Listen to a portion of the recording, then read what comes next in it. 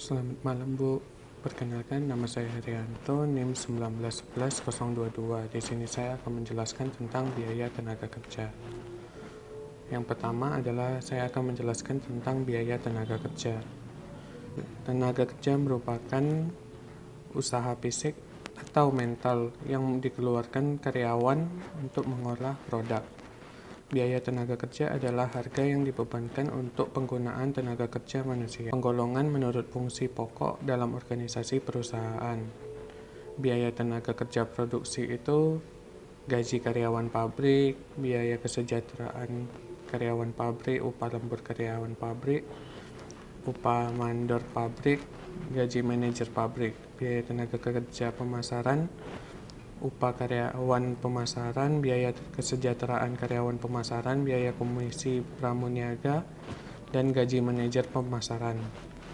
Biaya tenaga kerja administrasi dan umum itu mencakup gaji karyawan bagian akuntansi, gaji karyawan bagian personalia, gaji karyawan bagian sekretariat, biaya kesejahteraan karyawan bagian akuntansi, biaya kesejahteraan karyawan bagian personalia, dan biaya kesejahteraan karyawan bagian sekretariat. Penggolongan menurut kegiatan departemen-departemen dalam perusahaan. Di sini saya contohkan dengan perusahaan kertas. Departemen produksi suatu perusahaan kertas terdiri dari 3 departemen, yaitu bagian pulp, bagian kertas, dan bagian penyempurnaan. Departemen non-produksi dapat digolongkan menjadi biaya tenaga kerja bagian akuntansi, biaya tenaga kerja bagian personalia, dan lain sebagainya.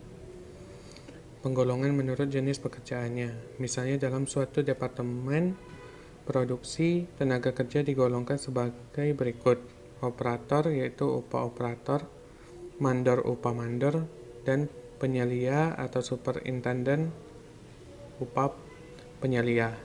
Penggolongan biaya tenaga kerja semacam ini digunakan sebagai dasar penetapan diferensiasi upah standar kerja. Penggolongan menurut hubungan dengan produk.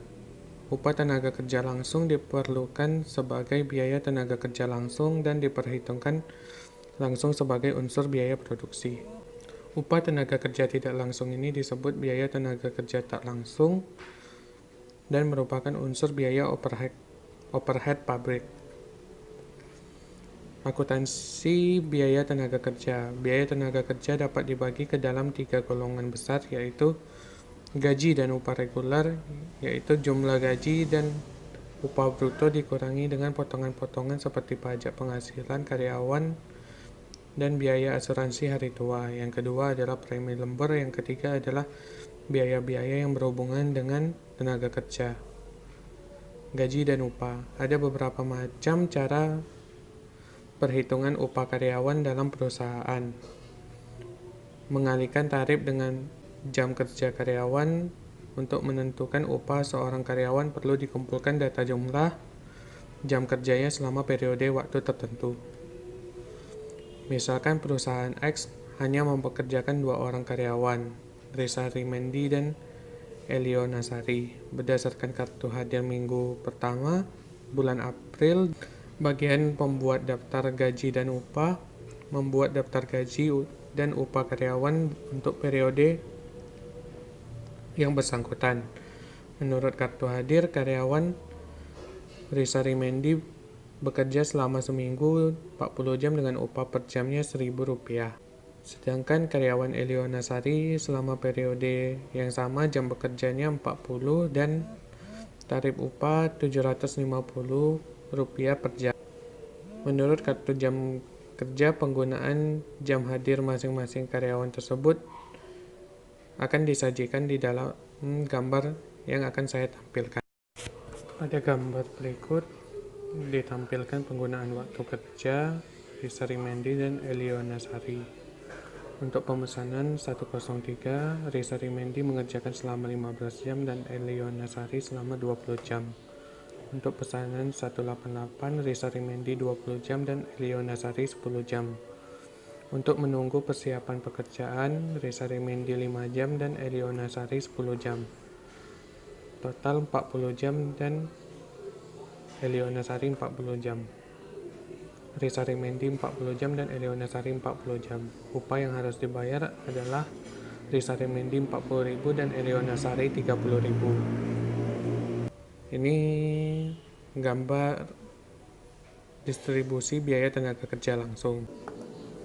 Distribusi biaya tenaga kerja. Distribusi biaya tenaga kerja langsung dibebankan sebagai biaya tenaga kerja langsung pesanan 103, Rp15.000 untuk Risa Rimendi dan Rp15.000 untuk Eliona Sari.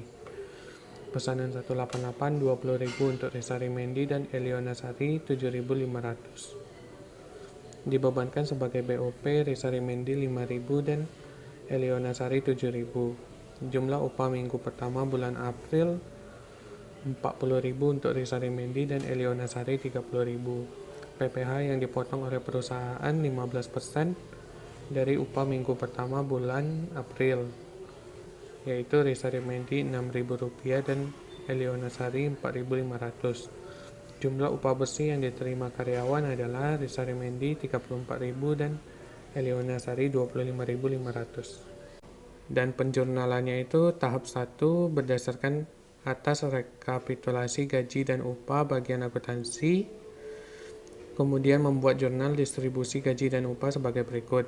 Barang dalam proses, biaya tenaga kerja Rp57.500, biaya overhead pabrik Rp12.500, gaji dan upah Rp70.000.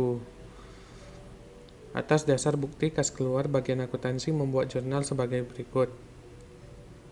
Gaji dan upah Rp70.000, utang PPh karyawan Rp10.500, dan utang gaji dan upah Rp59.500. Tahap 3, atas dasar daftar gaji dan upah yang telah ditandatangani karyawan, bagian akuntansi membuat jurnal sebagai berikut. Utang gaji dan upah Rp59.500 dan kas Rp59.500. Penyetoran PPh karyawan ke kas negara di jurnal oleh bagian akuntansi sebagai berikut. Utang PPh karyawan Rp10.500 dan kas Rp10.500. Baik, sekian aja presentasi dari saya. Apabila ada kesalahan, saya mohon maaf. Terima kasih.